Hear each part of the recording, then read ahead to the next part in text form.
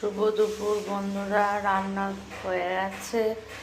আজকে দুপুরের মেনুতে রয়েছে এই যে ঝরঝরে সাদা ভাত, গরম গরম, আর রয়েছে এখানে রয়েছে টমেটো দিয়ে মসুরির ডাল করেছি, টমেটো দিয়ে,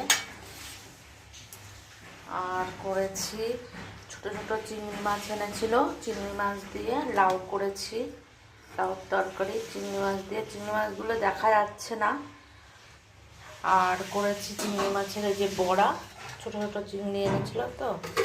আর লাউর খোসা ভাজা মেয়ে খুব ভালোবাসে, তার জন্যই রোজ লাউ হলেই করতে হয়। আর এগুলো হচ্ছে মূলো ছেঁচকি, আর দুটো ডিম সিদ্ধ দিয়েছি। এই যে আজ দুপুরের মেনু।